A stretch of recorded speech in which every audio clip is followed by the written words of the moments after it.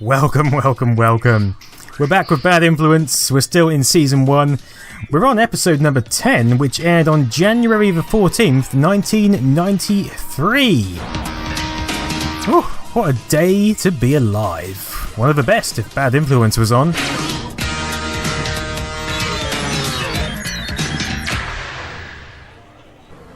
Hi, this is Bad Influence. Hello. Our main review this week is Prince of Persia on the SNES. Ooh, I'm not sure about the SNES version. And I'll be meeting Igor, a robot who taught himself to walk. Down. Hello, Igor. And Z reports from the biggest computer games show in the universe. At least he will if we can tear him away from that monitor. I wonder what Z is up to these days. But before all of that rubbish, here is a very big... I hope he didn't give away of Macaulay Culkin. No, not like that. Like this. 999,999,9. Do you remember the program 999 with David Burke? Is it the amount of fans that I've got? That was a good program. Is it perchance the amount of dosh Violet spends on hair dye each week? No. Is it the number of minutes Andy Crane is on the telly each week? Well, maybe. But it's also the number of points you'll start the game with if you use this brilliant cheat for Dragon's Fury on the Mega Drive. Dragon's Fury, I had this. I rented it from Ritz. I seem to have rented many Mega Drive games from Ritz. K and press start. In a way, it was better back then, because we didn't have as much choice. So we just cracked on with what we had, or what limited rental selection there was, and just played it.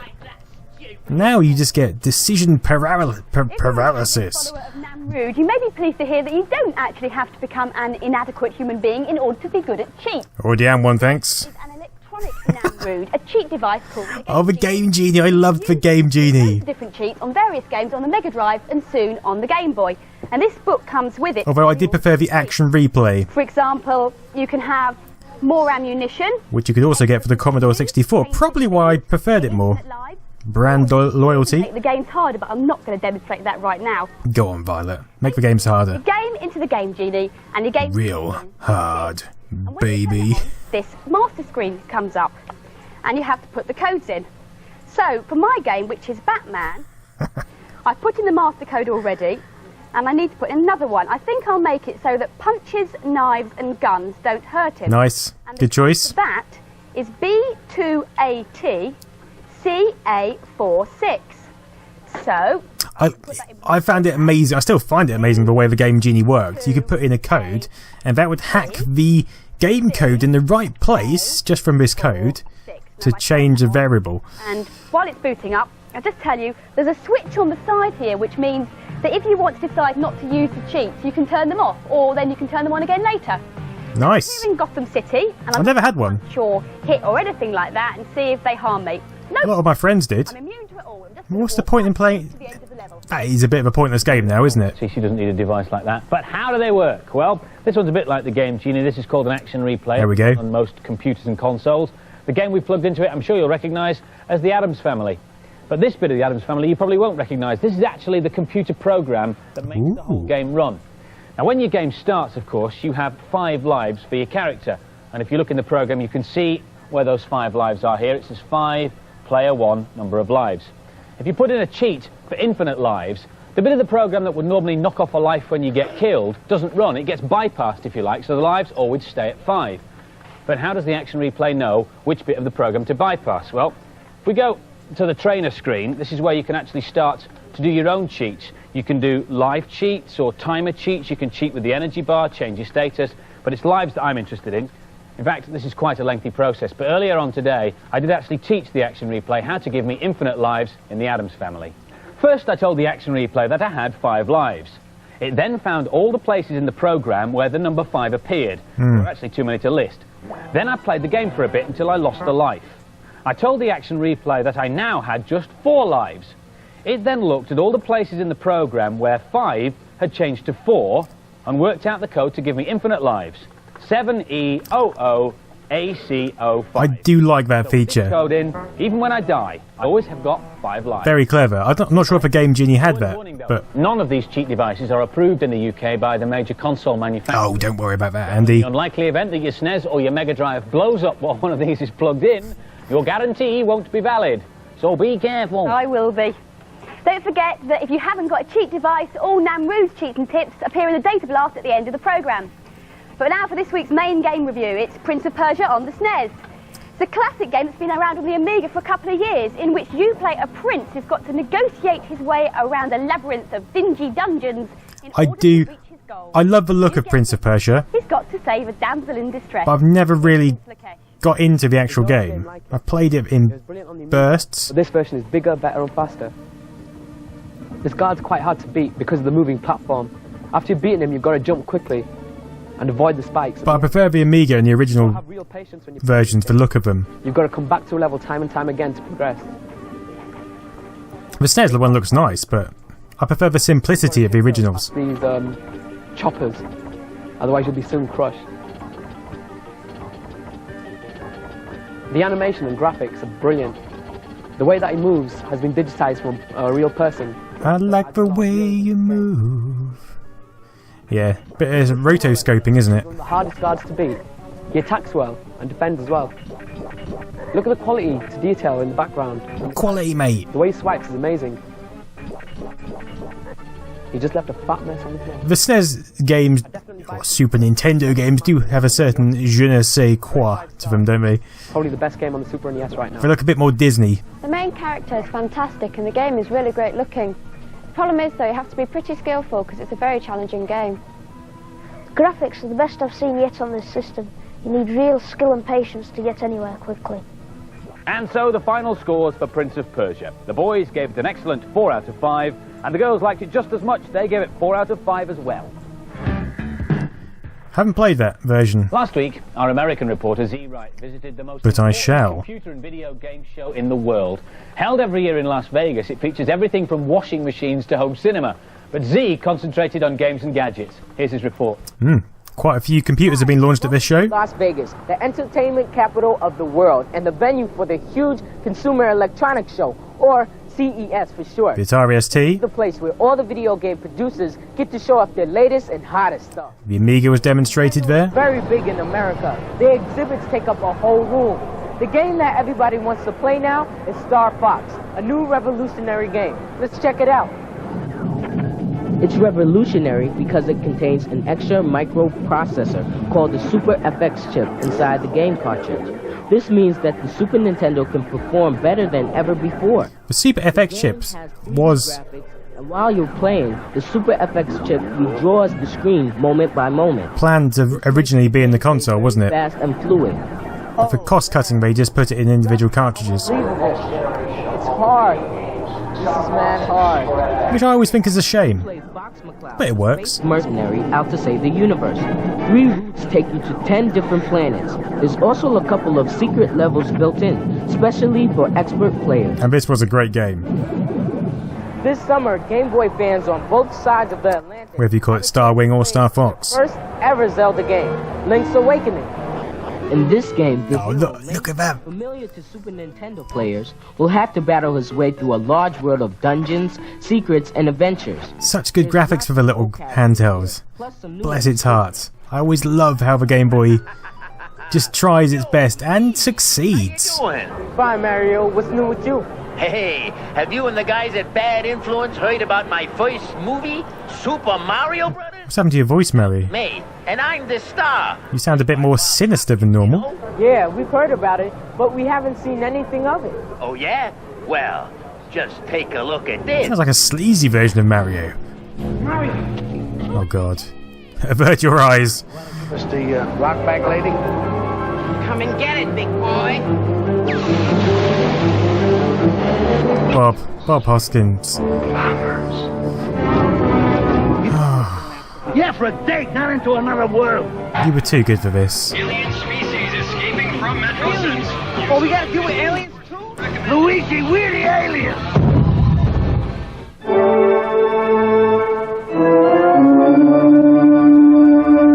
This is the activator, an 8-sided floor pad which creates an invisible wall of infrared light.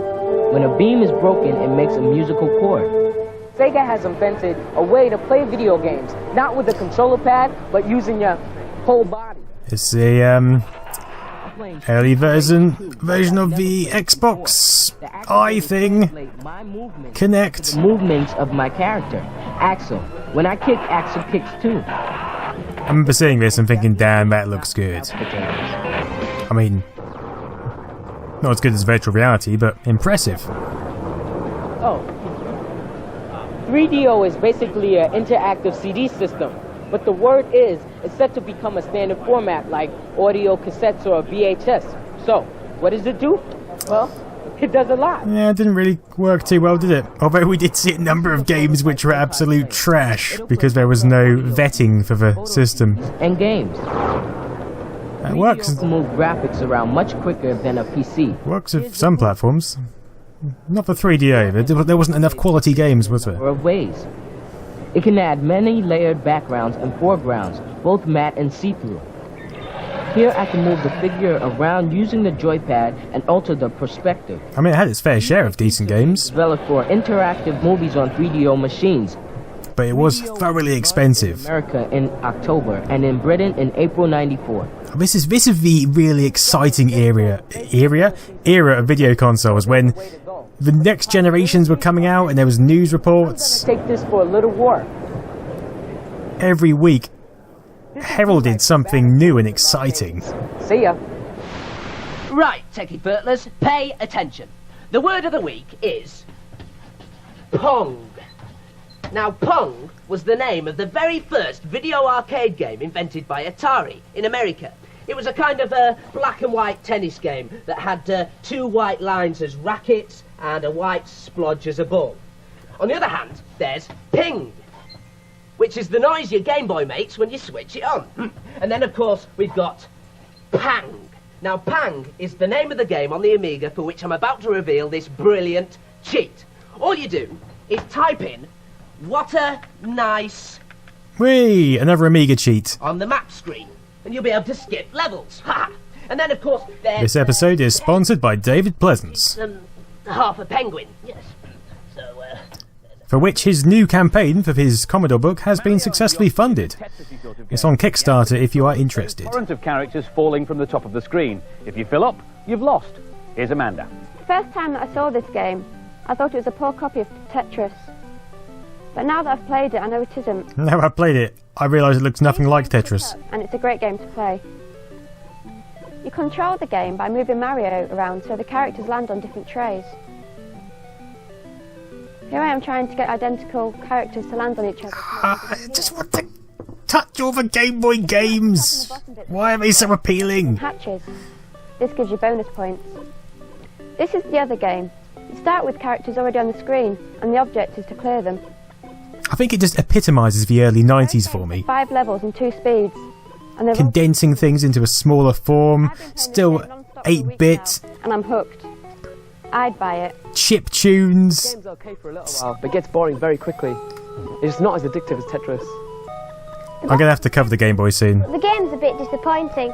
It's the worst Mario game I've ever seen. That will be an interesting system story, I believe. 2 out of 5. The girls liked it a bit more, but not much. An average 3 out. Especially covering all the accessories. Some of the accessories were amazing. Like that massive thing that clipped onto it with a magnifying glass. You're up against some pretty nasty competition, including some fine, happy traffic cops.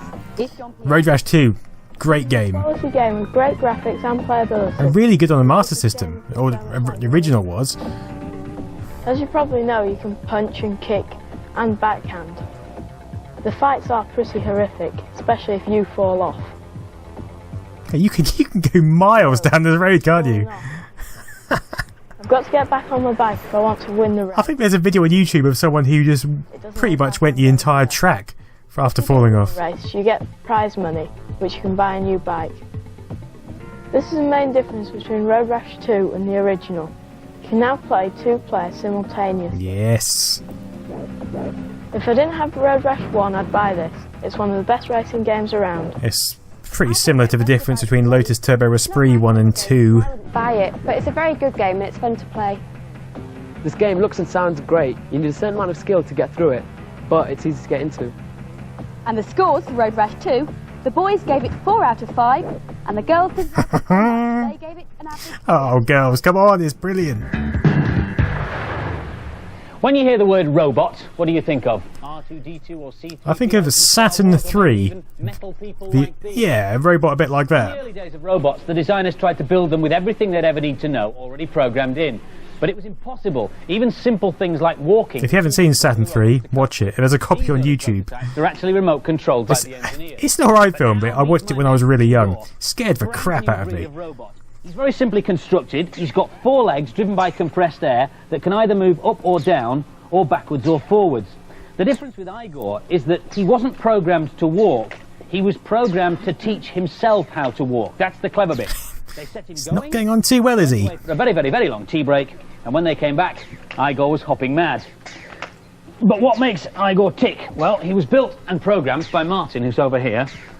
Reminds me of the BBC Micro turtle machines. Well, Igor has a learning system inside this computer here, and what that does when we first switch him on is it takes guesses as to what to do next. So I score him from the keyboard and tell him how well he did, and he tries moves like that to see if he can improve his performance. I see. And how long does it take him to learn how to walk? Oh, it can take days.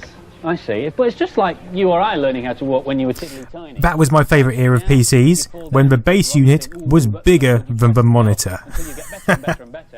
And then, like Igor, you can learn to walk. Now, I know, Martin, that you built him and designed him. How did you expect him to walk? If we give him a second, we'll ask him to show us. Oh, come on then, Igor. You're on telly now. Show us how you were supposed to walk. This is how he was supposed to walk. Oh, dear. Igor is absolutely hammered. He's not drunk. He's been on the Castrol again, hasn't he? Go on. There he goes. And what he's doing is he's moving diagonally opposite legs, one after another. Oh, but that's what you as a human thought Igor would walk like. That's right, but and of it doesn't course, work he's very a well. machine. How did he walk? Well, he learned to walk like this, more like a frog. There you go. Incredible. We didn't expect he could do that. Oh, Igor, you crazy, crazy little lemon. All robots. Lots of Nam in this episode. One burst of energy, and my robot will be finished. I bet his room is filled with goodies. Time for the more important things in life, like improving my score on Nemesis on the Game Boy. And here's how you, robotless slimy fertilers, can improve your scores. Simply, pause the game. And lots of IDE cables by the look of it. Down, down, left, right, B, A. You'll start the game with loads of power-ups and... this looks fun. Have you got Barbie Goes Shopping? I think it needs a bit more fertiling. Nam with his only friend there. If you want to read the datablast, set your video recorder now. But first, a special sneak preview of the comic relief game. On the 12th of Sleepwalker. are holding their 4th Red Nose Day, and they're hoping to raise £500,000 with the release of a computer game called Sleepwalker, and here it is for the first time ever on telly. The idea is that you play this dog called Ralph, and he's got to stop his master Lee from getting into trouble. Lee's sleepwalking, and Ralph has to go on ahead to get rid of all the dangers that might wake Lee up. Sticks in my mind, this game. Waked up. That's the end of your game. There was quite a big thing about it. I've now got him into this safe I think comic relief was a bigger thing in the 90s, mainly because there was less TV channels. to look out for are various different letters around the screen. And if you can find the letters that make up the word comic, you get to special bonus rounds. It also features the voice of Lenny Henry, and lots of fine comics have worked on it. It's available on the Commodore 64, the ST, the PC and the Amiga, priced between £15 and £30. And for every game sold, £4.32 goes to comic relief. Lovely hearing Commodore 64 name on Bad Influence. Good game. Now, last week we had copies of the classic game Lemmings to give away as the competition prize, 5 indeed, and the winners' names are going across the bottom of the screen now. I'd like that big box copy, please, Andy. Whether a lemming was a type of guinea pig, squirrel or rat. And interestingly enough, a lemming is a type of rat. This week's competition prize is 5 Road Rash 2 leather jackets, as demonstrated by the lovely Andy, and 5 Road Rash 2 games. The questions are this: which science fiction author invented the 3 laws of robotics? If you think you know, send your answer on a postcard or stuck down envelope to reach us by next Monday at the latest, please, to the usual Bad Influence address. I hope this jacket fits you better than it fits me. See ya. Bye-bye. Bye-bye. And if you want your own Bad Influence t-shirt, they're available on my website. Anyway, that's the end of this episode, and the end of me talking. I'll go back to my cup of tea. Thanks for watching. See you next time. Goodbye.